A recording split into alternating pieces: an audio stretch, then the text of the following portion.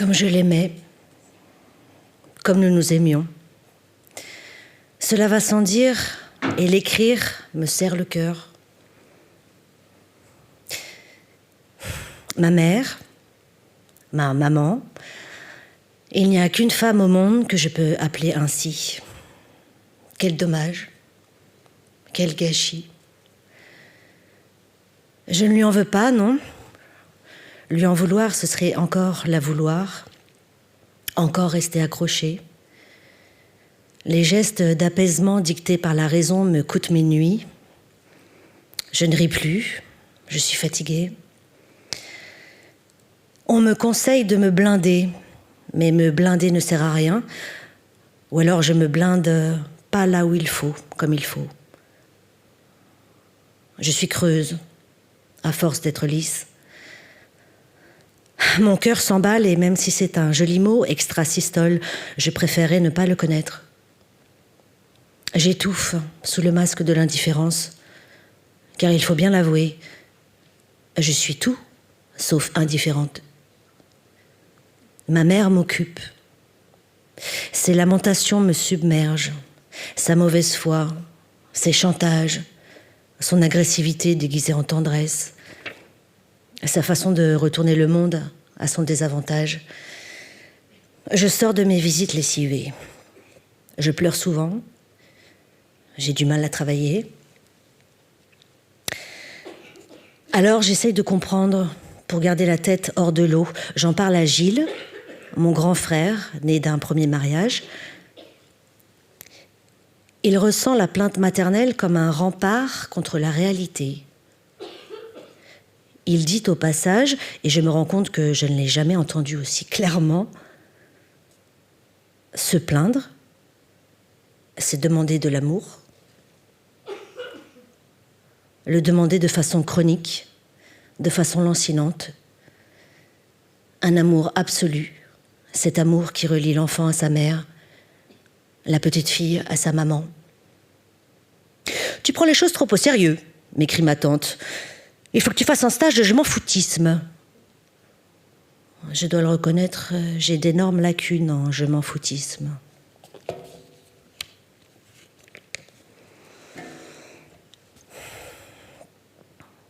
C'est ma mère, ce qu'est devenue ma mère. Une de ces vieilles dames aux cheveux coupés au cordeau, laissant apparaître sous le haut du crâne des îlots de peau claire.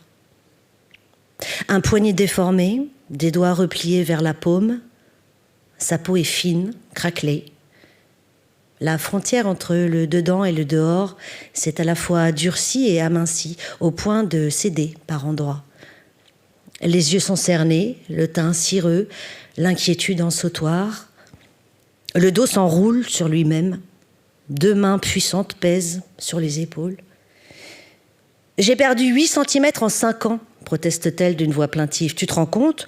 Tous les ourlets de mes pantalons à refaire, la plaie. Je n'ai jamais bien compris pourquoi les pantalons de ma mère étaient trop longs, au point de traîner par terre alors qu'elle se tassait par le haut. Et même, pour être précise, par le haut du haut.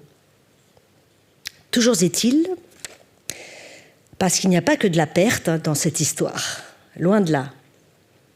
À mesure que ma mère rapetisse, elle gagne en mémoire, comme si en se compressant, le corps expulsait des morceaux de son passé, façon pop-corn ou pierre de lave, morceaux plus ou moins denses, plus ou moins coagulés. Et tiens, prends ça dans les dents. Chaque mois, de nouveaux souvenirs, de préférence douloureux, voire très douloureux, lui reviennent à l'esprit. La naissance de son premier enfant, une gifle de son père, un séjour à l'hôpital pendant la guerre, des chaussures trop petites, la perte d'une amie, la mort prématurée de son frère et celle de son mari, toutes deux survenues dans des accidents de voiture. Une réflexion acide de sa nounou. Un canapé tailladé, du sang sous la tapisserie. Mais où sont passés les bons souvenirs, petite mère? Dis-moi, où tu les caches?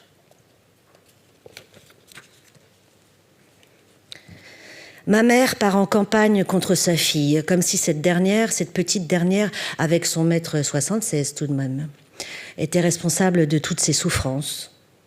Les migraines, sa fille. Les insomnies, sa fille. Et sa fille encore, son poignet déformé, la raideur des doigts de sa main droite. Tu te rends compte, je ne peux même plus écrire depuis que je me suis cassé le poignet. Qu'est-ce que tu deviendrais, toi, si tu ne pouvais plus écrire ? Eh bien, réponds-moi, qu'est-ce que tu deviendrais, ma chérie ? Je ne t'imagine pas en train de dicter tes romans à un pauvre type en pantoufles. D'où vient cette histoire de pantoufles ? Je ne vois pas à qui ma mère fait allusion, mais cette image l'amuse, l'image du type en pantoufles, et moi en train de lui faire la dictée. Un son sifflant entre les dents, une moue dédaigneuse, ma mère brille, d'une beauté noire. Elle parle de ce milliardaire qui l'avait demandé en mariage après la mort de mon père. Mais j'ai refusé, précise-t-elle. Ta mère n'aurait jamais pu vivre avec un homme qui fait trempette le matin au petit déjeuner. Il ne faut pas y voir une allusion sexuelle. Faire trempette, c'est tremper sa tartine dans un bol de café. Rédhibitoire, dit ma mère en ricanant. Puis, par un raccourci dont elle seule a le secret, elle m'entraîne au rayon des maladies du grand magasin familial. Sa voix grimpe dans les aigus pour égrener la liste de ses symptômes. Céphalée, vertige, nausée, fuse et ce télescope. Le verbe est haut, le menton relevé, le visage tendu, pleine de cette énergie féroce qui fait rosir les joues. Quand il s'agit de se plaindre ou de dégommer ses anciens amants, ses anciennes amies, ses parents, ma mère resplendit. L'évocation de ses douleurs suffit à effacer toutes les ratures de son corps. La voix monte encore d'un ton, les paupières sont mi-closes, les yeux se révulsent. Ma mère jouit, oui, à cet instant, elle jouit, et il faut que je la regarde, ou plutôt il faudrait que je la regarde. Moi, sa fille, la regarder pendant qu'elle jouit.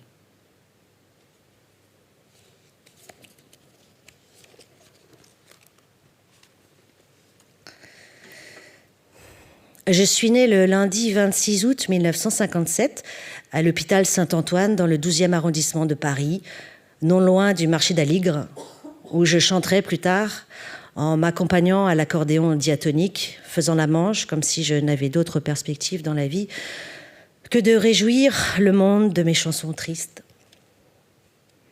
Ma mère raconte qu'il faisait très chaud le jour de ma naissance. Après vérification, il ne faisait que 16 degrés, un mois d'août froid et sec, disent les archives météo. Bref, coup de bol, mon père est à la maison quand elle perd les os et c'est lui qui nous accompagne à la maternité en voiture. Une Delahaye avec le volant à droite et un pare-brise en 2 parties. J'imagine ma mère dans le cabriolet, telle une figure de proue, les cheveux pris dans un foulard. Mon père regarde droit devant. Je suis le fruit d'un grand amour. Un grand amour en un seul mot. Voilà ce que ma mère a toujours prétendu. Quand elle avait annoncé à mon père qu'elle était enceinte, encore, de nouveau, une fois de plus enceinte, un sourire angélique aurait illuminé son visage. Tels sont les mots que ma mère dit et répète. S'agit-il d'un souvenir inventé, taillé de toutes pièces pour étayer le roman familial ? Il y a là, en pleine rue, le visage d'un homme heureux.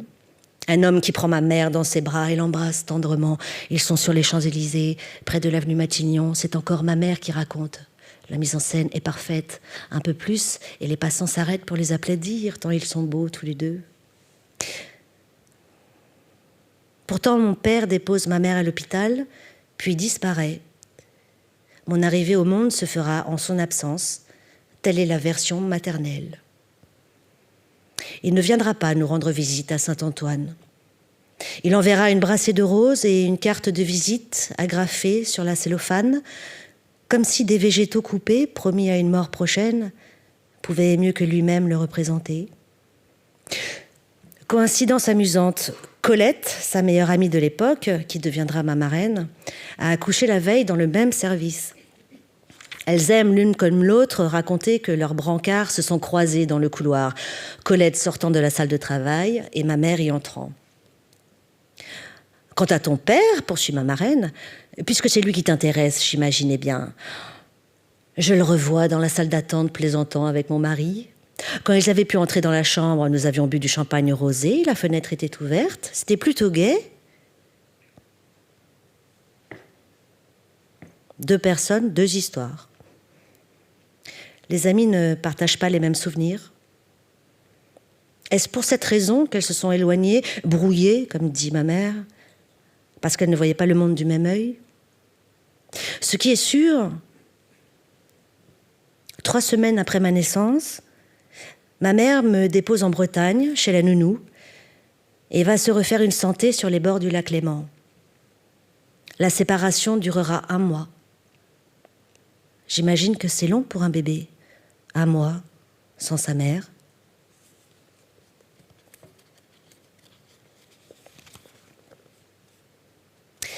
L'hiver est tombé d'un coup. Il a fallu ressortir écharpe et manteau. Ma mère me précède, en chancelant dans sa chambre. Ce matin, raconte-t-elle, mon aide maternelle ou matérielle, enfin, je ne sais pas comment tu l'appelles, ton auxiliaire de vie. Ah oui, merci, excusez du peu. Ta mère a besoin d'un auxiliaire maintenant, elle ne peut plus se conjuguer toute seule. Qu'est-ce que je voulais dire? Ah oui, mon auxiliaire m'a trouvé très mauvaise mine. J'ai failli annuler ta visite. Je n'ai pas voulu t'inquiéter au téléphone, mais il faut que tu le saches, ta mère va très très très mal. Je lui suggère de s'allonger, je vais lui apporter à boire, quelque chose à manger. Elle chasse mes propositions de la main d'un air agacé. Ma pauvre fille, tu n'y es pas du tout. Puis elle reprend la parole et ne la lâche plus. Hier, j'étais au bord du malaise. J'ai failli tomber. Elle aboie ces mots plutôt qu'elle ne les prononce, comme si j'étais totalement inconsciente de son état de santé, que je ne me rendais pas compte, que je ne me rendais compte de rien, qu'elle aurait pu tout aussi bien crever en mon absence, et même à cause de mon absence, crever, comme elle dit en faisant sonner les 2 premières lettres, crever, sans que je bouge le petit doigt. J'étais au bord du malaise, répète-t-elle. Malaise que j'ai eu d'ailleurs. Je n'ai pas fermé l'œil de la nuit. Quand je dis pas fermer l'œil, je veux dire pas fermer l'œil. J'avais horriblement mal à l'épaule, ça me remontait jusqu'au sinus. Et puis le voisin du dessus est rentré tard, ça m'a réveillée. Je croyais que tu n'avais pas dormi. Quand il ouvre le robinet, ça explose dans les tuyaux, ça me fait un coup au cœur. Chaque fois, j'ai l'impression d'être au Havre pendant les bombardements. Tu sais que je suis née au Havre, hein. Quand même, oui. Eh bien, 4 heures cette nuit, j'étais debout. Tu ne vas pas me croire. Je me suis lancée dans mes correspondances. J'ai abattu une pile de relevés bancaires, des papiers qui datent de 30 ans. J'ai tout bazardé, mais bon, je ne jette pas comme ça mes relevés bancaires à la poubelle. Ce serait trop simple. Je découpe mon nom et mon adresse. On ne sait jamais qui pourrait tomber dessus. À 6 heures du matin, j'y étais encore, avec ma main qui m'arrachait des cris de douleur à cause des ciseaux. Je te jure, tout haut, je criais. Elle crie en faisant le mouvement d'ouvrir et de fermer les ciseaux, comme si en découpant son nom, elle se tailladait les veines. Tu vois, je ne te mens pas. Et juste quand j'allais m'endormir, patatras, les camions poubelles. C'est invivable. Invivable. Je ne sais pas si je vais me supporter longtemps. J'en ai marre. Silence. Et puis je suis hantée par le vasculaire, parce que mon problème aux yeux, ça vient de là, du vasculaire. Je trouve que je suis à plaindre. Silence. Très à plaindre. Silence. Je te fais remarquer au passage que tu ne m'as même pas demandé de mes nouvelles. Bah, tu ne m'as pas laissé le temps de... Oh, personne ne peut me comprendre. Silence. De toute façon, je n'intéresse personne. C'est reparti. Figure-toi que Nadia m'a téléphoné hier. Je n'avais pas entendu sa voix depuis des lustres. Si je vais la revoir, je n'ai pas pris l'appel. Et puis quoi encore? Il suffirait de me sonner. J'ai juste écouté son message. Elle faisait pipi dans ses souliers de ne pas m'avoir appelé plus depuis si longtemps. Elle m'a fait pitié, la pauvre.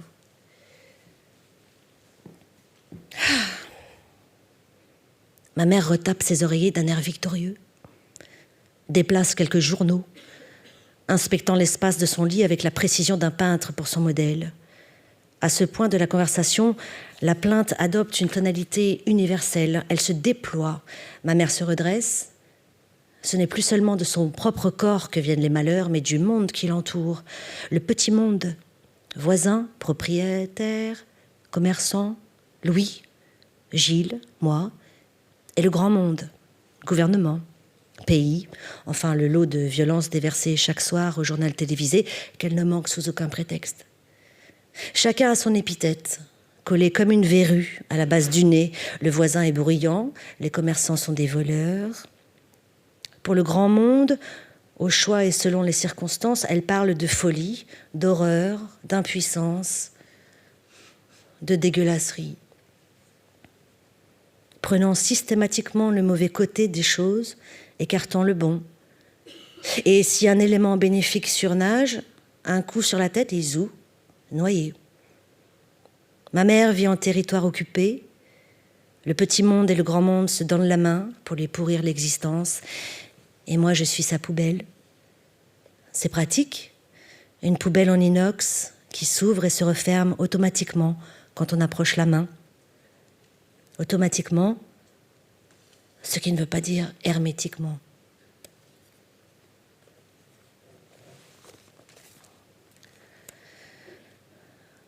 Côté père, le dossier est également bien rempli. Dans L'arène du silence, je racontais comment la petite fille que j'étais avait apporté à son papa, alors qu'il était en train de travailler dans le salon, un plateau repas constitué d'un œuf au plat en plastique et d'une flaque de petits pois. Je devais avoir 3 ans et demi, pas plus. Ma mère n'était pas là. Visiblement, mon père n'avait pas envie de jouer à la dinette. Il m'a renvoyée dans ma chambre.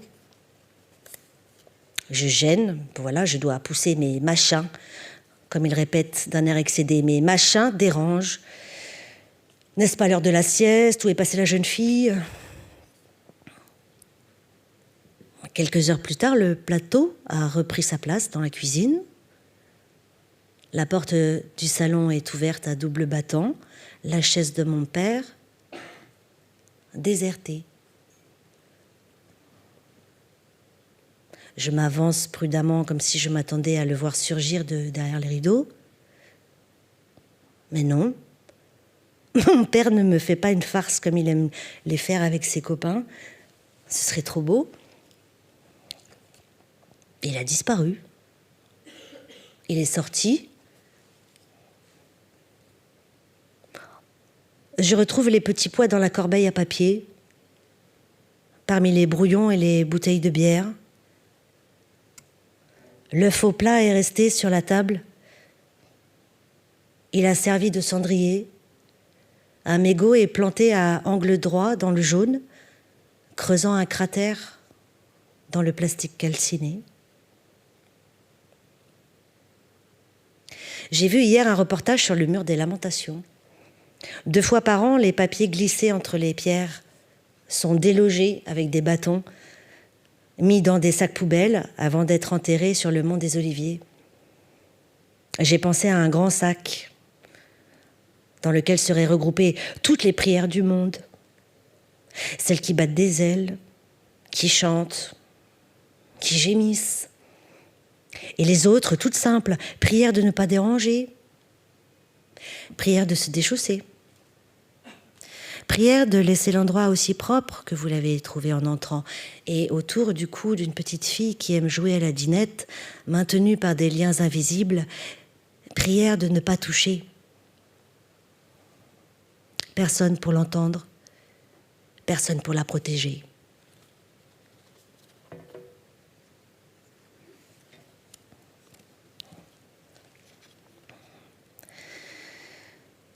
Trouver la cambrure d'un texte, c'est accepter son caractère bancal, ses détours, ses déséquilibres. Accepter de perdre le contrôle. Accepter de ne pas lisser. Il est impossible de tout raconter. Il faut choisir. J'ai choisi, ou plutôt, les mots ont choisi pour moi. Ils tirent un fil parmi les autres et ce fil se résume en une phrase. Si je suis restée près de ma mère jusqu'au bout, c'est peut-être que j'avais besoin de son amour, même déplacé. J'aurais pu aller dans une autre direction. J'aurais pu raconter par exemple qu'à 16 ans, je faisais l'ange dans une troupe de théâtre de rue, le Palais des Merveilles. On dormait dans le camion, je ne voulais plus aller au lycée. J'aurais pu parler des années passées aux États-Unis, en Inde, en Allemagne. J'aurais pu m'attarder sur mes stratégies plus ou moins conscientes pour échapper à l'emprise familiale alors que j'étais encore une enfant. Raconter comment, sortant de l'école un après-midi de printemps, j'avais accepté de prendre la main que me tendait un inconnu. Je marchais avec lui, j'étais heureuse. Je n'allais pas rentrer à la maison. Ma maîtresse était passée près de nous. Elle m'avait demandé si je connaissais ce monsieur. Raconter qu'en 5e, avec Chris, nous avions projeté de partir en pension à la montagne. Tout était organisé, l'établissement nous avait acceptés. Nous allions faire du ski, nous retrouver entre nous, loin des parents, loin de Paris. À la rentrée suivante, Chris était à la montagne et moi, rue Jean Mermoz. J'ai tellement pleuré, j'étais tellement triste. Un spécialiste des maladies osseuses de l'hôpital des enfants malades m'avait détecté une transparence un peu excessive du squelette. Conséquence, plus le droit de monter à cheval, de faire du ski ou toute autre activité me mettant en danger de chute. Quelle injonction brutale quand j'y repense. Mon corps a grandi avec ça, avec cette interdiction-là. Plus le droit de tomber, plus le droit de prendre aucun risque. Ne pas sauter, ne pas pratiquer de sport, faire attention dans les escaliers. Et le pire, c'est que j'ai suivi les recommandations du médecin, soigneusement relayées par ma mère. Je ne suis plus tombée. J'ai respecté ma fragilité, ma transparence. Je voulais partir avec mon ami, j'aurais aimé tout quitter, mais voilà, on y revient. J'avais intégré cette idée que je n'étais pas assez solide, que je ne tiendrais pas le coup.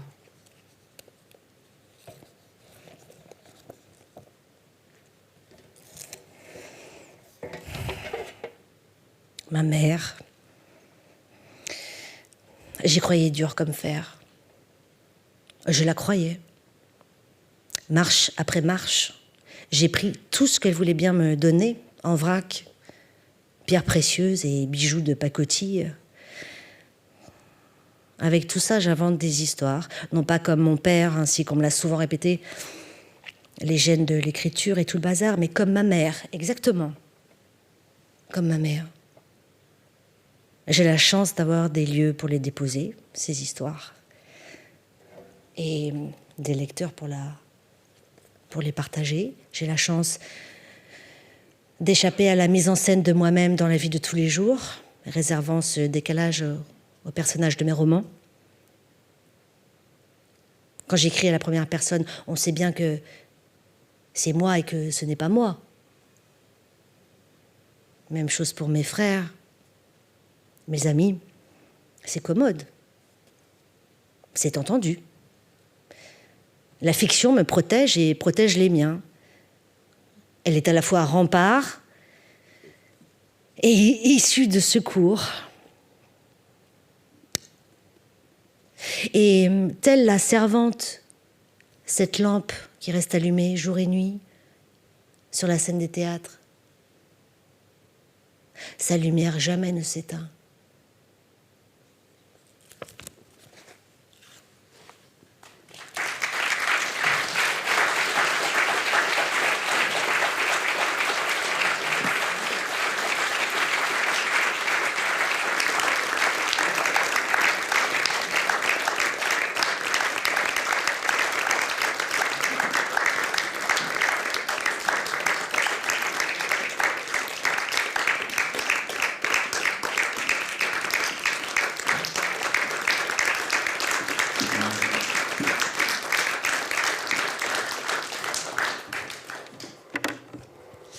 Bonsoir Marie Nimier. Bonsoir à toutes et tous, et un grand merci à Florence Loirecaille pour cette magnifique lecture d'un montage d'extraits de ce livre, Le côté obscur de la reine, qui vient de paraître au Mercure de France dans la très belle collection que dirige Colette Fellous, 13 et portraits.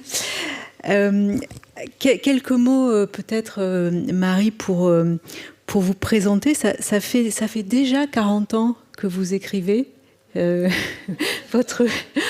regardant votre biographie, je me suis rendu compte que Sirène, le premier roman, avait paru en 1985. Vous avez publié une vingtaine de livres, romans, mais aussi des textes pour le théâtre. Et puis, en 2004, vous avez publié ce livre dont il a été question dans la lecture, La Reine du Silence, un livre dans lequel vous reveniez sur la mort de votre père, l'écrivain Roger Nimier. Vous aviez d'ailleurs obtenu le prix Médicis pour ce livre. Au fond, on a le sentiment qu'avec ce côté obscur de la reine, qui est un livre, on l'a compris, consacré à votre mère, que vous explorez la face secrète de la Reine du Silence. On a presque le sentiment d'ouvrir un double fond. Oui, c'est ce qui n'a pas pu être dit au moment de la Reine du Silence. Bon, d'abord parce que j'avais choisi de parler du père, mais aussi parce que ma mère était de ce monde et qu'il aurait été très difficile de la mettre en scène dans un livre comme j'ai pu la mettre en scène ici. Et aussi parce que je pense que j'ai changé en 20 ans, parce que c'était il y a 20 ans. J'ai beaucoup changé parce que pendant longtemps, j'ai pensé que toutes mes fragilités avaient trouvé leur source surtout dans l'absence du père. Et pas plus que l'absence, mais la mini-présence qui était très violente et les peu de choses que j'avais de lui qui étaient vraiment difficiles à vivre pour un petit enfant. Et puis en grandissant, enfin en vieillissant, en écrivant, en creusant un peu, et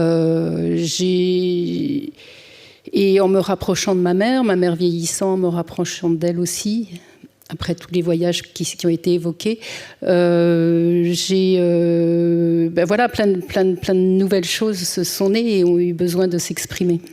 Mais au moment de la Reine du Silence, cette mère, je n'avais envie que de la protéger, même si elle m'exaspérait souvent déjà. Puisqu'on sent bien dès les premières pages du livre l'ambivalence, c'est-à-dire cet amour immense qui vous lie et cet agacement mutuel. J'ai lu il y a quelques jours... J'aime bien quand vous dites mutuel, parce qu'en effet, on parle là, je ne parle pas de ma mère, je parle d'une relation. C'est-à-dire oui. Que je me mets en doute oui. Et en cause. Oui. Et donc, je pense que voilà, c'est ce lien de cet amour énorme, mais qui vrille, quelque chose qui vrille. Ouais. Vous dites à un moment cet amour qui fait la grimace. Oui, c'est ça. Si c'était seulement la grimace, ça irait. Ouais. Ouais.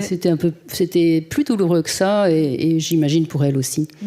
Mais j'ai lu dans un article un journaliste, Erwan Desplanques, pour le citer, qui notait une proximité avec le livre de Viviane Gornick, Attachement féroce. Et alors même si les deux livres sont très différents, mais je trouve que ce terme d'attachement féroce convient bien. Oui, alors il y avait de la férocité du côté maternel. C'est une femme avec un verbe très haut et une façon assez féroce aussi, en effet, de parler de ses douleurs et de parler d'elle-même et de parler des gens quand les gens n'étaient pas là et de tourner, en effet, la réalité, la vérité.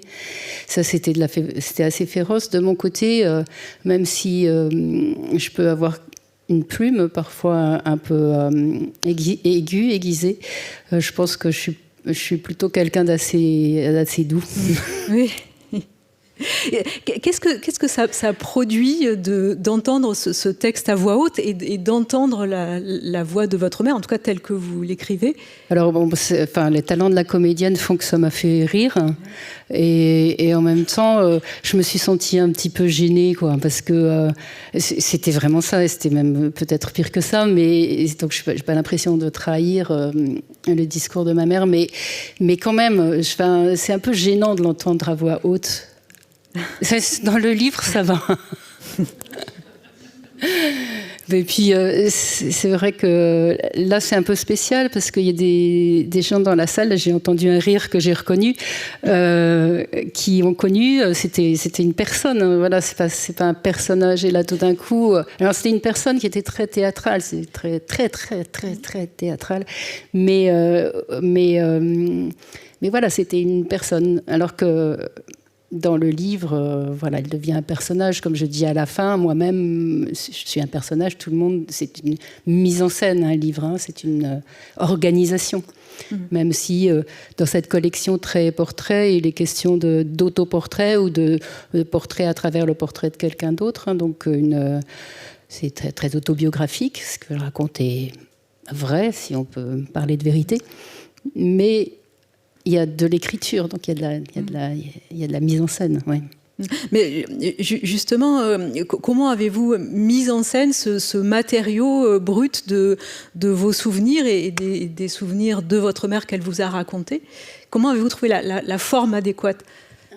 Déjà, faut dire que c'est un livre qui existe déjà depuis une quinzaine d'années, qui est en cours depuis une quinzaine d'années, donc avec des matières très différentes. Même vous avez pu l'entendre là, avec le choix, c'est Florence qui a choisi les extraits. Hein, donc moi, j'étais absolument incapable de la choisir.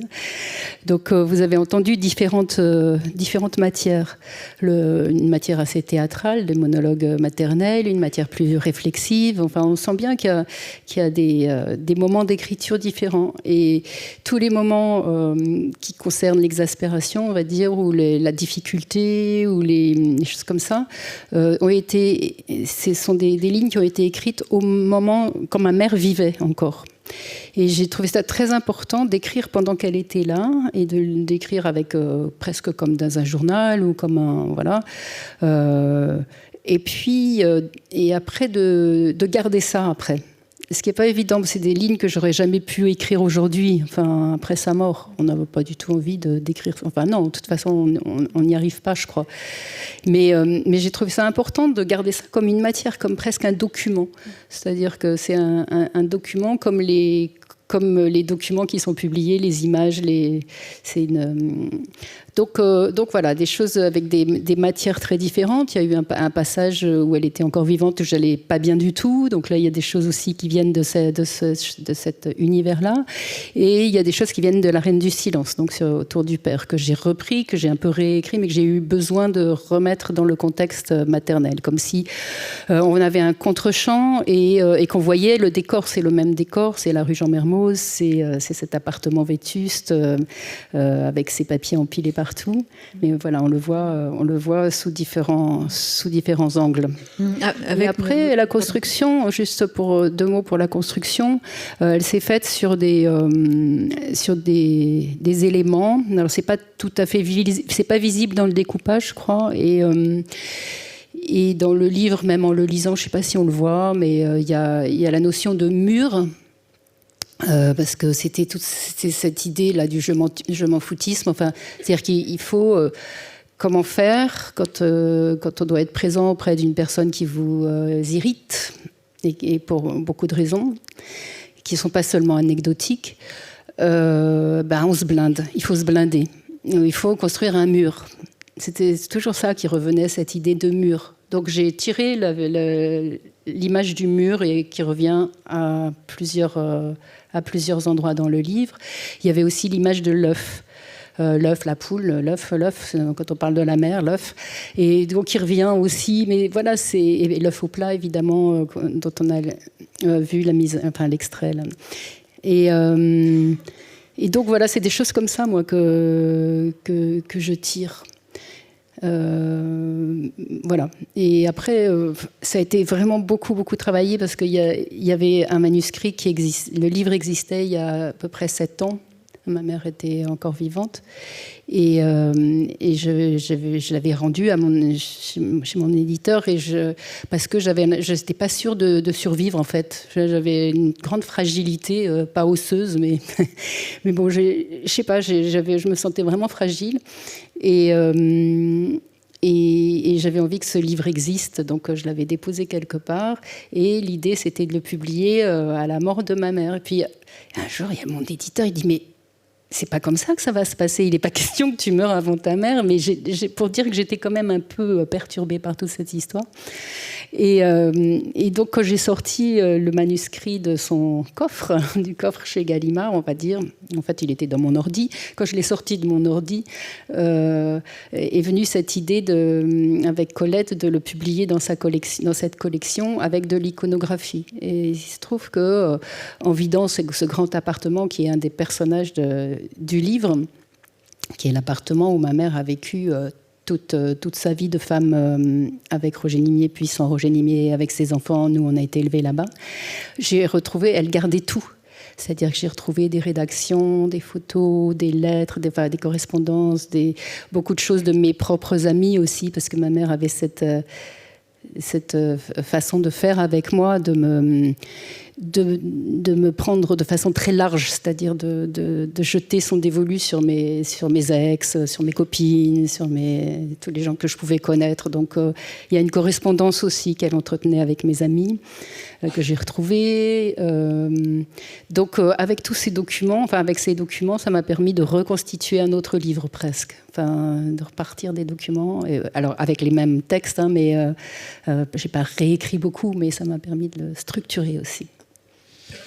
On parlait à l'instant des images et du dialogue avec les images, puisqu'en effet, cette collection fonctionne sur l'autoportrait et sur le dialogue avec les images. On peut peut-être appeler un premier visuel, peut-être cette page où vous juxtaposez 3 images, une couverture de Elle, une photo où vous êtes avec votre frère, et puis une œuvre d'art contemporain. Alors là, on ne va pas les voir juxtaposées, mais en tout cas, dans le livre, ça fonctionne comme ça.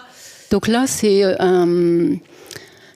une couverture de Elle, un journal que m'a donné ma mère quand je lui ai dit que ça m'intéressait de voir un peu, qu'elle me parle de l'accouchement sans douleur, puisqu'elle était dans les premières à Saint-Antoine à bénéficier de cette façon de faire.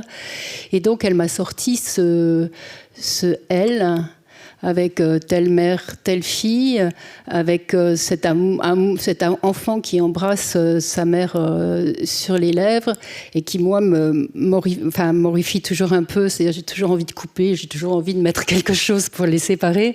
Parce que, si vous avez lu le livre ou si vous le lisez, vous verrez qu'il y a vraiment un problème de fusion et de tripotage un peu intense qui font que ce genre d'image, moi, qu'on devrait pouvoir trouver absolument délicieuse et mignonne, m'horripile aussi. Donc il y a cette image, après il y a les 2 autres. Alors ça, c'est donc un portrait de mon frère, mon plus jeune frère, non, c'est mon frère aîné, mais le plus jeune, et moi. Donc voilà comment ma mère nous avait photographiés. Donc ça continue avec une 3e image sur la même double page. Donc ça, c'est comme ça que j'ai eu envie, disons, de mettre en scène la chose, c'est-à-dire d'avoir une réponse presque intime de comment je sentais ces 2 autres images par une capture d'écran d'un artiste contemporain qui s'appelle William Cobbing. C'est marqué, ouais, bref. Sophie va le trouver dans non, c'est la table des matières à la fin. Enfin bon, bref. Donc ça raconte bien ce que ça raconte, mais donc c'est pour vous montrer que j'ai utilisé des images à la fois d'artistes contemporains et des images d'archives et des images de Cobbing. des images de journaux, de la société. Voilà. Et ça représente bien ce livre, en fait. Il est écrit aujourd'hui avec des matières d'hier et un regard sur la société. Et il y a quelque chose d'aujourd'hui, mais de ce que je ressens aujourd'hui en voyant ces images. Donc il y a aussi un autre artiste contemporain qui est présent dans le livre, qui s'appelle Frank David et qui se trouve être le père de mes 2 enfants. Donc c'est aussi une petite... Voilà, c'est les 2 œuvres de lui qui sont dans le livre racontent aussi des choses un peu similaires. C'est étonnant de se livrer à cet exercice de dialogue avec les images, puisque vous dites dans le livre que vous souffrez précisément d'un défaut d'image. Alors, pas de toutes les images, mais en tout cas de certaines images du bonheur familial. Oui, alors du bonheur, parce que le bonheur familial, il était raconté, hein, il était en mots très largement déployé quand j'étais petite. Donc... l'amour, l'amour, l'amour. Et le problème, c'est que moi, mes souvenirs, que je n'ai pas, mais que j'ai, c'est-à-dire que les souvenirs, je ne les ai pas, mais je les ai parce que qu'est-ce que j'ai ? J'ai les rêves, j'ai les symptômes, j'ai les choses que j'écris, j'ai plein d'autres façons de me souvenir que le souvenir. Plein d'autres façons de souvenir que les images. Et de travailler les mots, ça permet aussi d'avancer dans un peu comme dans une analyse, j'imagine. Et en effet, par exemple, je n'ai aucune image de mon père quand j'étais petite, mais en revanche, j'ai plein d'impressions. Voilà, j'ai plein d'impressions et les impressions, c'est des choses de grande violence, quoi. C'est du sang, c'est des lames de rasoir, c'est des coups de couteau. Et ma mère parlait beaucoup au téléphone, donc je pense que j'ai beaucoup entendu parler aussi de ça à ses copines, quoi. Donc tout ça, je peux le dire aujourd'hui parce que c'est assez... on peut dire que c'est vrai, c'est-à-dire que je l'ai réentendu raconter par ma marraine, etc., etc. Mais quand j'étais petite, adolescente et même jeune femme, j'étais dans dans cet endroit invivable, je pense, qui est d'un côté... on vous raconte une histoire d'une enfance très heureuse, très harmonieuse, et de l'autre côté des souvenirs épouvantables. Et aucune image, aucune photo de famille, aucune photo de la famille réunie, enfin avec mon père. Bon, alors il faut dire qu'il a eu son accident quand j'avais 5 ans et mes parents étaient séparés depuis 1 an déjà. Mais ça, je l'ai appris tard aussi. C'est-à-dire que voilà, il y avait la légende, c'est bien, ça fait plaisir de raconter une légende. Bien sûr, quand ma mère racontait ça, je pense que c'était pour nous protéger, c'était pour réinventer le monde. Enfin, il y avait plein de bonnes raisons pour le faire. Mais ce hiatus, cette torsion entre ce que quand même nous les enfants on avait vécu en cris, en violence, et puis le récit familial, c'était invivable en fait. En fait, je pense que ça nous a beaucoup suivis, quoi. Je dis nous parce que je pense que mon frère, celui qui était sur la photo, le petit garçon sur la photo, a souffert exactement des mêmes choses que moi. Et puis, il y a cette fiction dès l'origine, puisqu'on l'a entendu dans la lecture, même sur le récit de votre naissance, il y a celui de votre mère et puis celui de votre marraine, sa meilleure amie, qui n'est déjà pas le même. Donc, ouais, ça, dire que très souvent, c'est comme ça. Les mensonges sont là, alors on ne sait pas qui dit la vérité, mais... Oui, c'est-à-dire que ma mère, elle avait une grande imagination, quoi. Franchement, elle était géniale, quoi. Elle était extraordinaire. Non, mais c'est vrai. C'était quelqu'un de génial, avec les mots, avec le récit et tout. Mais alors, elle s'emballait, quoi. Elle s'emballait. Et puis, elle y croyait vraiment elle-même.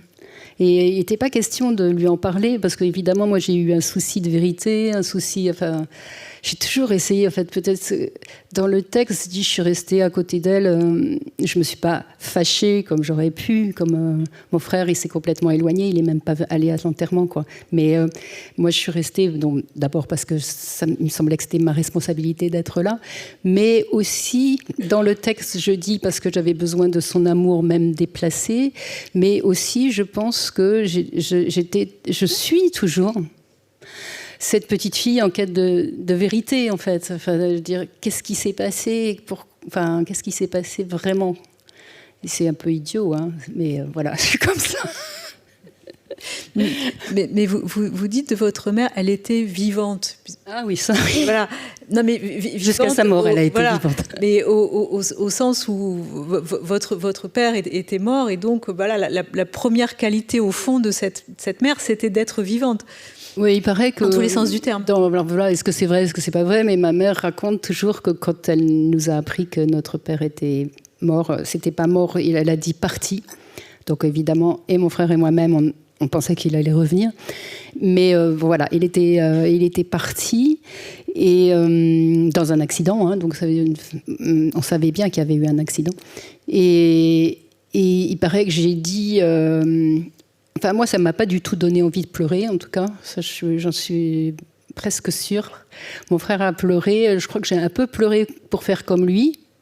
Mais je ne pense pas que pour moi, c'était une mauvaise nouvelle, au contraire. Et il paraît que j'aurais dit « Heureusement, c'est pas toi, c'est pas toi ». Voilà. Donc, j'étais là déjà, je pense que j'avais une relation très forte avec cette mère qui pouvait à tout moment disparaître aussi, puisque quand même, elle avait déjà disparu quand j'étais bébé. Ces choses-là ne s'oublient pas tout à fait, je pense. Et puis, qui était une espèce de fée, quoi. Donc, on voit ça dans la correspondance, dans notre correspondance enfant. Peut-être on peut... Oui. Je ne sais pas si on a le temps de lire cette petite lettre-là. Cette petite lettre où... Le portrait de la mère, la rédaction. Ouais. La rédaction, on a l'image? Oui, on a l'image normalement de la rédaction. Je te laisse. Hop. C'est page... Non, c'est pas là. Ah, voilà. Si, c'est là. Oui. Le portrait de maman. Ah, voilà. Alors voilà. Quel plaisir de faire le portrait de maman. Pourquoi ? Je ne sais pas. C'est sûrement parce que c'est ma maman, cette jolie déesse qui veille tout le temps sur moi comme un ange gardien. C'est une maman plus belle que les autres. Elle est grande et mince. Sa démarche est sportive. L'ensemble de son corps s'harmonise parfaitement. Son visage est allongé. Et c'est surtout elle qui était allongée parce qu'en fait, on la voyait pas souvent dans la... Enfin, elle travaillait, hein, elle nous élevait. Elle a vraiment eu... ça devait être très dur d'avoir ses 3 enfants à la maison, plus travail, etc. Mais le moment où on la voyait, c'était le dimanche. Elle était allongée dans son lit. Et là, moi, j'étais à côté, sur le petit fauteuil, assise à côté. Et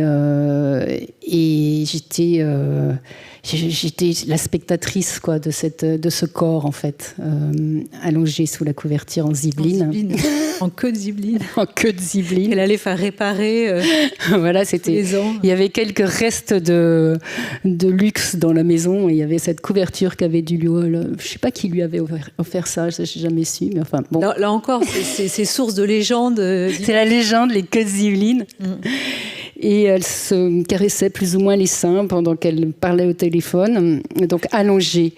Donc son visage est allongé, ses pommettes sont toujours rouges.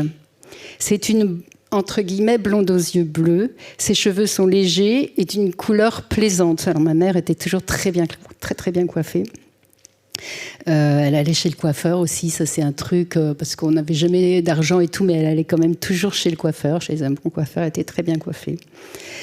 Ses yeux sont pleins de tendresse et d'expression. Ma maman s'habille très bien, jupe de couleur gaie et attrayante, pantalon à pattes d'éléphant. Alors ça c'était quand même super, quoi. Les pattes d'éléphant pour moi c'était le top du top, quoi. J'avais une mère mais très moderne. Alors, il faut voir aussi, on a toujours acheté tous nos vêtements chez Prise Unique. Ça, c'était l'endroit où on achetait tout, les fournitures, etc. C'était au Prise Unique. Il y avait des super trucs chez Prise Unique. Bien taillé, tailleur de bon goût, chemisier aux couleurs concordantes. J'aime bien concordantes. Et alors, attendez, les chemisiers aux couleurs concordantes où se reposent de beaux colliers très modernes. Mais est-ce que j'avais une mère très moderne. C'est-à-dire que, en fait, elle était non seulement très vivante, mais très attachée voilà, elle était engagée, elle allait dans les galeries d'art, quelquefois, elle m'y emmenait aussi, elle faisait du yoga, et même du tai chi. C'était moderne, quoi. Et elle avait fait l'accouchement sans douleur, quand même. Voilà, plein de choses. Voilà, elle était vraiment dans le présent pour moi. Son comportement est vif et mesuré tout à la fois. Ses gestes sont sûrs. Son caractère est doux. Alors ça, je ne sais pas où j'avais été le chercher, parce que je ne vois pas trop ça. Mais tout le reste est vrai. Hein. Mais son caractère, elle n'était pas d'un caractère si doux. Mais elle était très attentive. C'est-à-dire que dès qu'il y avait... Enfin, pas tellement pour nous, en fait. À l'endroit de ses enfants, c'était toujours été un peu difficile. J'ai l'impression qu'elle ne nous supportait pas tellement. Comme moi, à la fin, je pouvais dire que c'est vrai que ça m'irritait de l'entendre se plaindre. Mais je crois que nous, on l'irritait aussi beaucoup. Parce qu'on était quand même très rarement avec elle, et c'était pas seulement à cause du travail. Je pense qu'elle avait du mal à être avec nous, en fait. Donc le premier enfant dont je parle, dont on a entendu la petite phrase sur la plainte, là. Gilles. Gilles, c'est des faux noms. Donc je sais plus comment je l'ai appelé. Lui, il a été élevé chez une nounou, chez la même nounou. Donc voilà. C'est-à-dire que elle est devenue mère assez jeune. Elle a eu beaucoup d'enfants jeunes. Elle en a eu beaucoup qui sont passés aussi. Mais elle a eu pas mal d'avortements. Elle était très fertile. Je suis très fertile, elle disait. Je suis très fertile, comme elle aurait dit. J'aime les choux de Bruxelles. Et donc, elle avait tous ses enfants, mais je pense qu'elle n'était pas très maternelle à l'époque. Mais après... pas du tout, hein, mais après elle a reconstruit ça. Elle se racontait et elle se voyait toujours pour une mère très très attentive à ses enfants, très bonne mère qui a fait toujours attention à tout et puis qui nous adorait. Enfin, elle n'a eu de cesse de répéter ça. Donc ça aussi c'est un peu déstabilisant parce que bon, moi je pense qu'on peut comprendre qu'une maman n'est pas forcément très très maternelle. Mais ce qui est difficile, c'est d'avoir un récit d'une enfance où on aurait été couvert d'amour et des souvenirs un peu différents. Toujours est-il que là, je suis plus vieille quand même et je suis toujours encore très amoureuse d'elle. Donc, je dis que son caractère est doux et qu'elle est gaie malgré tous les soucis. Ces soucis, il y en avait. Bref, c'est la meilleure des mamans.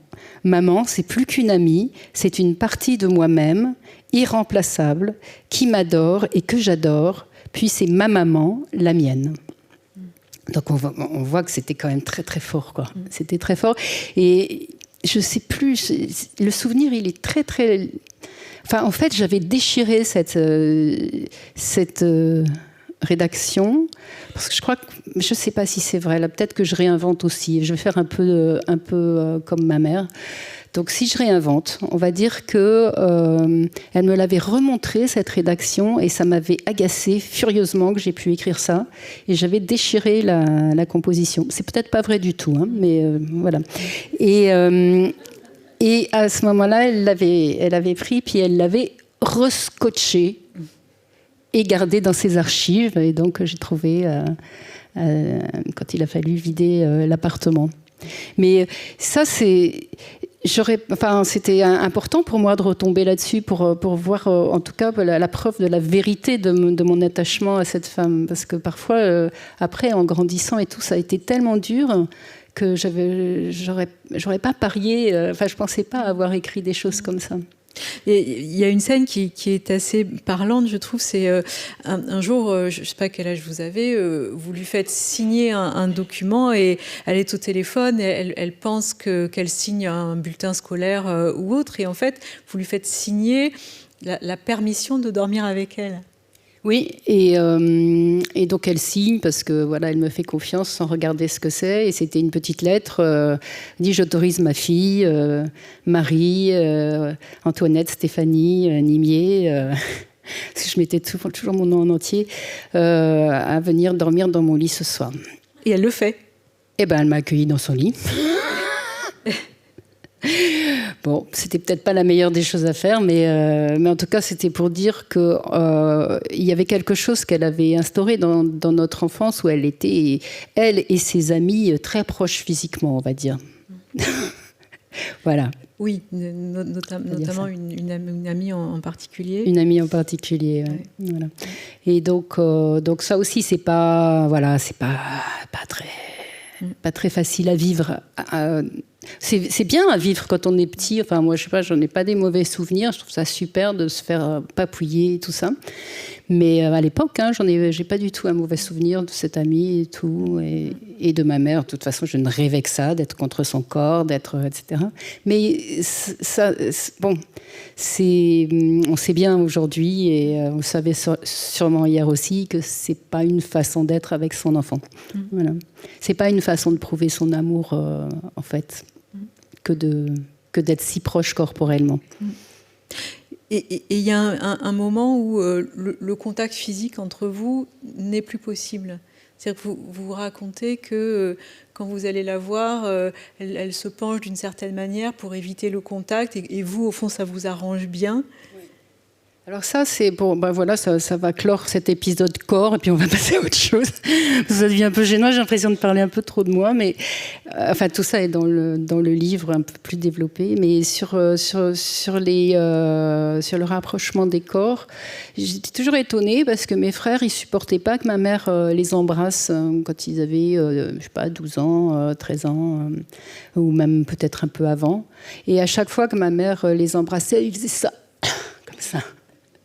Et en fait, j'ai fait la même chose, c'est-à-dire que aussi, sûrement un peu après cette rédaction, il y a eu un moment, mais c'était pas à l'adolescence, c'était avant l'adolescence. Il y a eu un moment où je me suis plus laissée toucher du tout. C'était très sain, je pense que c'était une réflexion très saine, et j'ai compris pourquoi mes frères faisaient ça très fort quand elle les embrassait sur la joue. Et c'était, ouais. Je crois qu'il fallait, voilà, Et donc après, il n'y a jamais eu voilà, il y a toujours eu cette méfiance, quoi, de ne pas la laisser approcher. Et quand elle vieillit, elle ne cherche même plus à être proche. Et en effet, elle sépare complètement. Les corps sont complètement séparés. Il y a dans ce livre, en plus de votre mère, plusieurs figures de femmes, notamment vos grands-mères. On peut peut-être voir Renée Vauthier, sculptrice, aviatrice, dont Paul Valéry était amoureux fou. Alors, je pense qu'on a une image de ma grand-mère. J'avais 3 grand-mères, en fait. Ouais. J'avais 2 vraies grand-mères et une fausse grand-mère. Donc, enfin, la fausse grand-mère, j'ai su plus tard que c'était une fausse grand-mère, mais c'était la nounou qu'on appelait mamie Mano. Aussi. Mano. Donc ça, c'est ma grand-mère, la mère de ma mère, qui était un personnage incroyable. J'aurais bien aimé mieux connaître, en fait, que j'ai malheureusement pas connue comme en tant que femme artiste, parce que j'étais peut-être trop petite, je la comprenais pas bien, je savais pas bien. Elle avait pas beaucoup d'affection pour ses enfants, enfin, en tout cas pour sa fille, paraît-il. Enfin, ma mère disait toujours que c'était pas occupé d'elle, etc. Et donc nous, avec les petits enfants, bon, c'était pas une grand-mère, disons. J'aurais bien aimé la connaître mieux. Et donc, elle était sculptrice très jeune. Elle a sculpté le buste de Paul Valéry. Et Paul Valéry est devenu red dingue d'elle. Et il y a une correspondance incroyable qui est déposée à la Bibliothèque nationale et dont je reproduis 1 ou 2 lettres magnifiques. Mais bon, voilà. Il paraît qu'elle n'a pas cédé. Mais quand même, alors ma mère était assez contente de ça. Finalement, c'est revenu à la fin de sa vie de dire qu'elle avait été sur les genoux de Paul Valéry, qu'elle l'avait entendu lire l'idée fixe dans l'atelier, des choses comme ça. Mais sinon, le récit familial de ma mère, c'est qu'elle était une petite fille mal aimée. Donc voilà, ça c'est un peu l'enquête qui est menée pour savoir pourquoi est-ce qu'elle est devenue pourquoi notre relation est si difficile, disons. Alors bon, je gratte un peu et j'en arrive à ces récits-là. Voilà, parce qu'il y a ce fil-là, cette espèce d'enquête. En effet, vous disiez tout à l'heure que votre mère reconstruisait un peu l'histoire, etc. Mais on comprend qu'elle-même, ayant été mal aimée, maltraitée, avait besoin de réécrire l'histoire, au fond. Et oui, bien sûr. Non, mais il y a tous les éléments, en tout cas dans le livre, ou même dans les documents qu'elle a laissés après, rue Jean Mermoz, etc., pour comprendre comment tout ça s'est fait. Seulement, c'était une femme très intelligente et très vive, et voilà, qui avait lu beaucoup de livres. Et pourquoi à ce moment-là, on n'arrive pas à enfin, parce que là, elle a finalement reproduit quelque chose. Enfin, elle a essayé de se rattraper. Elle a voulu donner beaucoup d'amour, mais elle ne le donnait pas au bon endroit. Voilà. Parce que par exemple, à un moment, il y a cette énigme que vous pointez. Vous vous dites pourquoi elle me laisse en pension à ma naissance chez cette femme, donc cette Mano que vous pensiez être votre grand-mère et qui en fait était une nounou, qui l'a maltraitée dans son enfance, mais c'est aussi la femme qui lui a sauvé la vie. Donc l'ambivalence, elle est là tout le temps. En fait, il y a toujours dans tout le livre, et en effet, il baigne, enfin, dans tout le livre, il y a des ambivalences. C'est quand il y a noir, il y a blanc, toujours des récits contradictoires, Donc, parce qu'elle racontait donc, que la nounou, chez qui elle nous a mis après, elle la maltraitait, lui, elle était pas sympa du tout avec elle et tout. Et pourtant, c'est à elle qu'elle confie ses enfants, quoi. Donc, c'est étrange, quoi. Quand même étrange. Mais en même temps, cette nounou, ça je le dis pas dans les livres, mais était un personnage assez incroyable, qui était une résistante, qui a hébergé des résistants, etc., qui a fait partie, voilà, c'était quelqu'un d'engagé, d'intéressant aussi. Tous les gens de ma famille sont pas forcément très, très faciles à vivre, mais très intéressants. J'ai une famille intéressante, oui. Et donc cette grand-mère, Renée Vautier, aussi très intéressante. Et puis il y a cette histoire, on parlait tout à l'heure des images, il y a aussi des objets qui sont importants dans ce livre. Il y a le stylo qu'un homme un jour vous restitue. Alors ce stylo, il me dit voilà, ce stylo devrait vous revenir. Oui, alors le stylo, en fait, après La Reine du Silence, c'est un livre qui a été largement lu et qui a un peu changé ma vie. C'est pas parce que j'ai eu du succès que ça a changé ma vie, même si c'était pas mal, parce que j'ai remboursé mes dettes, mais c'est pas à cause de ça. C'est que j'ai reçu des lettres après. Et j'ai reçu une première lettre, donc c'était il y a cette histoire de stylo. C'est un certain Bruno qui me dit: j'ai un stylo qui a appartenu à votre père. J'aimerais vous le donner parce que finalement il est à vous, et il avait été donné à votre père. Par votre père à quelqu'un qui s'occupait de vous, qui travaillait chez Monsieur Roger Nimier. Et voilà. Enfin, mais je vais pas raconter toute l'histoire, mais ça me permet de creuser un peu dans ma petite enfance. Et au moment de la séparation, voilà, de mes parents, puisque cette femme avait témoigné en disant que ma mère avait un amant, qu'elle ne nous nourrissait pas, etc., etc. Donc ça fait encore un autre son de cloche. Et puis il y a une autre lettre qui est arrivée, autrement plus importante, qui a carrément qui a bouleversé ma vie finalement, qui m'a changé de place dans la fratrie, puisque j'ai reçu la lettre d'une femme qui me disait je sais que vous avez un frère et un demi-frère, mais j'ai envie de vous dire aussi que vous avez un autre demi-frère. Et donc vous avez une autre famille, et il y a tellement de douleur dans La Reine du Silence, et j'ai trouvé tellement de douleur dans votre famille, que j'aimerais que vous sachiez que vous avez une autre famille et que nous serons toujours là pour vous, et qu'on a envie de vous donner de la chaleur et de l'amour. C'était incroyable, cette femme. Et donc, c'est arrivé dans une lettre qui est reproduite dans le livre. M'annonce me raconte qu'elle a rencontré donc mon père un jour. Elle était mineure et puis voilà. Je ne rentre pas dans les détails. Un enfant est né et pour moi, ça a été une très belle rencontre. Ça a été une belle rencontre avec cette femme et une belle rencontre avec ce demi-frère. Mais malheureusement, ce qui est difficile dans cette histoire, c'est que je ne pouvais pas partager ça avec ma mère, parce que en fait, ma mère et cette femme étaient enceintes en même temps. Donc ce petit garçon et ce bébé est né presque en même temps que moi, quelques mois près. Donc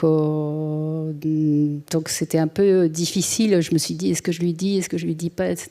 Bon, vu son état et ses difficultés, parfois, enfin voilà, nos difficultés de communication, je pensais que c'était pas une bonne chose de lui dire. Donc je me suis retrouvée avec un autre secret encore à assumer finalement. Et c'était moi à ce moment-là qui avait ce secret. Et pareil, mon frère voulait pas en entendre parler. Donc voilà, je me suis retrouvée avec cette belle histoire, enfin en tout cas cette lettre et cette révélation et le ton tellement juste et tellement doux et tellement sans... Enfin, je sais pas, c'était tellement beau cette lettre que ça m'a donné un peu le ton aussi du livre. Enfin, j'avais envie de rester dans cette justesse-là et de ne pas être dans le règlement de compte, et voilà, surtout pas, et de dire les choses juste. Oui. Voilà. Oui, il y a vraiment quelque chose de très doux dans la manière dont vous écrivez sur ce frère que vous n'avez pas connu longtemps, mais en tout cas, il s'est passé quelque chose entre vous. Et donc... Je voulais que ce demi-frère, soit dans un livre un jour. Et voilà, je suis contente parce qu'il est là. Je parlais à l'instant des objets. Il y a aussi un objet dans ce livre très incongru et très lourd de sens, c'est ce gant carbonisé qui est le seul vestige de l'incendie auquel avait... échappé votre mère, et ce gant, elle l'a toujours gardé. À un moment, elle vous le donne. Oui, c'est une espèce de petite chose recroquevillée, comme une espèce de petite souris desséchée, en fait. Toute recroquevillée. Oui. Et quel cadeau. Et alors c'est drôle parce que mon frère a lu le livre et il y a quelques jours, il m'a téléphoné et il m'a dit « Ah oui, et puis pour le petit gant, c'est moi qui l'ai ». Et c'est vrai que je l'ai recherché et je ne l'ai plus. Donc là aussi, finalement, la mythologie familiale, je ne sais pas. Enfin, en tout cas, c'est lui qui a le petit gant. Il me dit, mais ce n'est pas du tout dans l'incendie du Havre, c'était dans l'incendie d'un autre appartement. Bon, donc on ne saura jamais. Donc, là aussi, mais en tout cas, pour moi, par rapport à mon imaginaire, comme ma mère parlait quand même des bombardements, etc., tout ça, l'incendie s'était passé bien avant, puisqu'elle était bébé. Mais tout ça est lié. Enfin, il y avait cette présence de la guerre, cette présence aussi du feu. Ça aussi, ça court dans le livre, la présence du feu, de l'accident, de la guerre. Et puis la guerre avec au Havre, où le Havre avait été bombardé, donc ma famille maternelle venant du Havre étant bombardée par les Alliés. Donc en fait, cette idée quand même assez ancrée que ceux qui vous aiment peuvent vous bombarder, peuvent vous détruire, quoi. Les Alliés avaient bombardé le Havre. Comment on comprend ça quand on ne comprend pas l'histoire, quand on est jeune, que c'est pas expliqué, etc. Donc il y avait un peu tout ça qui se mélangeait. Donc ce petit gant cristallisait toutes ces histoires-là. Qu'est-ce que ce livre dit de votre façon d'écrire ? On a entendu tout à l'heure un extrait dans lequel vous parlez de trouver la cambrure du texte.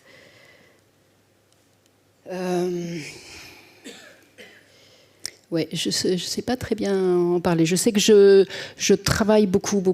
Je relis beaucoup et je mets pas à la poubelle des grands morceaux. Je travaille vraiment avec les mots et beaucoup avec les doubles sens, avec des fils cachés. des fils cachés qui relient les mots d'une page à l'autre. Ben, c'est ma petite cuisine à moi, quoi. Des figures géométriques aussi qui reviennent, ou alors, par exemple, le mur, l'œuf, etc. C'est des choses comme ça, je tisse. Après, je relis beaucoup, pas forcément à voix haute, parce qu'à voix haute, je pense que ça vous entraîne dans un rythme. J'écris aussi des chansons, et ça pourrait m'entraîner dans un rythme trop joli, trop... voilà, on commence à écrire facilement en alexandrin ou en 6. Enfin, moi, j'ai un compte un peu dans la tête, parce que comme j'écris les chansons, je sais si c'est en 6, si c'est en 4, si c'est en 12, si c'est en 5/4, etc. Donc, je me retiens de lire à voix haute, parce que pour moi, on lit avec les yeux quand même. Donc c'est le rythme des yeux qui est important. Avoir des phrases courtes et des phrases longues, un enchaînement, un rythme comme ça, mais pas forcément quelque chose qui chante. Que ce soit facile à lire, c'est important pour moi. Et... je fais un petit peu attention aussi, parce qu'avec les traitements de texte, cette nouvelle, parce qu'avant j'écrivais à la main, au tout début j'ai commencé à la main, et je me suis petit à petit mise évidemment à écrire sur l'ordi, et donc on a cette facilité d'écarter des phrases et de faire grossir le texte par l'intérieur. Et là, je dois dire que j'ai une vigilance particulière pour ne pas séparer des phrases et qu'elles perdent un autre sens. Comme au piano, on a deux mains, on joue avec deux mains, mais il y a cette idée de la troisième main. Ben c'est comme ça, il y a une espèce de troisième main dans mon écriture, quelque chose qui est lié à l'inconscient et qui va être... mon inconscient et celui du lecteur, il va y avoir des choses qui vont se passer derrière les phrases, des doubles sens de mots, des expressions, des choses qui vont se passer, mine de rien. Pardon ? Toujours est-il. Toujours est-il. Voilà. Cette expression qui est... Et donc voilà, c'est que j'ai un peu répondu comme ça. Donc je me méfie de l'écartement, de faire... Enfin, je fais... attention de ne pas trop séparer les choses, de garder bien dense. Et j'enlève beaucoup plutôt que je ne rajoute. J'enlève pas mal d'adjectifs. Là, on voit depuis la rédaction que je vous ai lu, il y a eu quand même un peu de progrès en adjectifs. Et voilà, qu'est-ce que je fais ? Je passe beaucoup de temps, quoi. C'est surtout ça. C'est surtout le temps. Est-ce qu'on peut voir la photo de Marie à 5 ans avec sa poupée ? Voilà. Ça, c'est une photo que j'ai retrouvée aussi dans les archives familiales. Et ça m'a semblé assez incroyable, parce qu'il y a cette barre noire, là, ce côté obscur. Le côté obscur de la petite reine, si c'était moi la reine à l'époque. En tout cas, j'étais très contente avec ce baigneur. C'était ma première poupée, enfin mon premier souvenir de poupée. Je ne sais plus comment je l'ai appelé. Je l'ai appelé Bruno dans le livre. Il s'appelait François, en fait. Voilà, j'avais quand même les cheveux très bien coupés. J'avais une mère qui s'occupait bien des cheveux. Voilà, donc avec cette bande noire là, et cette main aussi qui a l'air d'être une fausse main un peu fermée là. Je ne sais pas pourquoi elle m'intrigue, cette photo. Mais j'étais assez heureuse quand j'étais petite, un peu mélancolique. Mais heureuse dans le sens que j'étais souriante sur les photos. Voilà, c'est ça que je veux dire. J'étais heureuse sur les photos. L'une des premières personnes à qui vous a encouragé, en tout cas, à écrire la suite de La Reine du Silence, c'était Juliette Gréco, je crois, pour qui vous avez écrit des chansons. Et elle vous demande, est-ce que tu as un titre ? Et donc vous lui dites le côté obscur de la reine. Et au fond, elle pose la question que tout le monde se pose. La reine, c'est vous ou c'est votre mère ? Et bien justement, c'est un peu toute la question du livre, puisque, comme vous l'avez compris, c'est ce problème, enfin, cette chose de la séparation qui est des corps, qui est un peu au centre du livre. C'est-à-dire que c'est à la fois ma mère, c'est-à-dire que mes amis, quand on parlait de ma mère, on l'appelait la reine-mère. Alors, tu es allé voir la reine-mère, comment va la reine-mère, etc. Et la reine du silence, c'était ainsi que m'avait nommé mon père sur une carte postale, sur une petite carte postale, que j'ai très peu de choses de lui, mais j'ai ça, que dit la reine du silence. Donc, c'était moi, la reine du silence.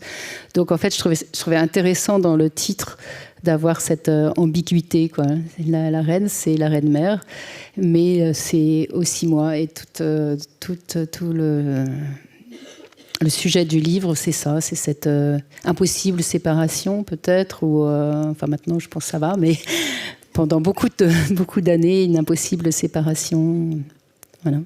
Mais moi, j'avais très envie de me séparer. D'ailleurs, je suis allée très loin et j'ai tout fait pour être loin. Mais il y a un moment, avec l'âge des parents, etc., on est plus proche de ses parents.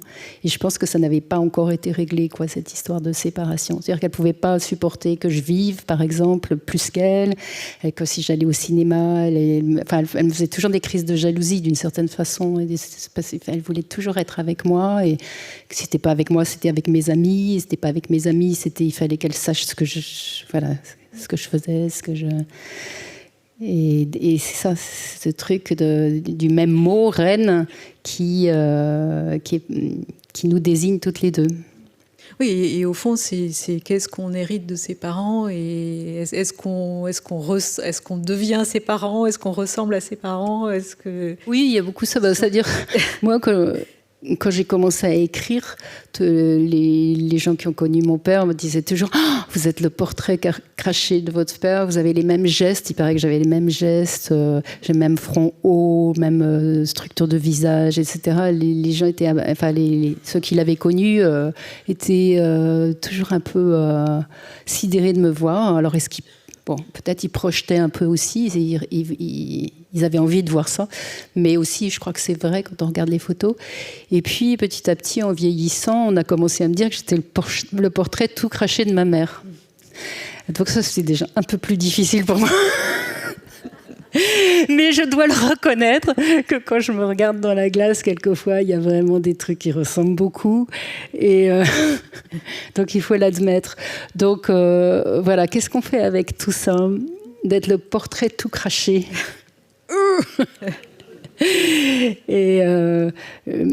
Mais c'est ce que je dis. Je suis contente que Florence ait gardé ce petit bout à la fin où je dis que j'ai de la chance, parce que moi je sais où mettre mes inventions, mon imagination, mon plaisir, mon bonheur de partager aussi, de partager avec la langue. Parce que finalement, ma mère aussi aimait beaucoup raconter, aimait beaucoup partager, mais elle n'avait pas le bon endroit pour le faire. Et donc moi j'ai l'impression d'avoir trouvé ma place. Voilà.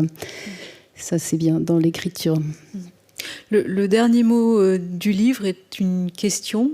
Réparer, point d'interrogation. Ah oui, non, en fait, le dernier mot, avant, dans l'avant-dernière version du texte, c'était séparer. Donc, je ne raconte pas du tout les dernières années de ma mère, c'est-à-dire la maladie et plus que la maladie, des moments très, très durs où ce n'est pas du tout le sujet du livre, moi c'est plus avant, mais quand même il y a quelques pages sur son décès.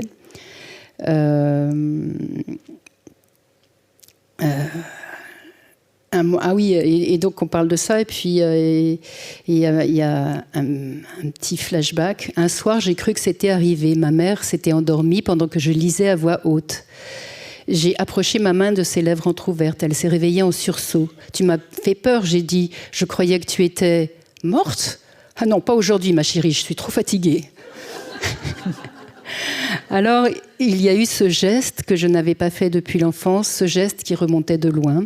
Il était à l'intérieur, enfoui dans mes bras, dans mes épaules, dans mon ventre. Le corps de ma mère était léger, léger. J'avais l'impression de serrer contre moi un oreiller de plumes.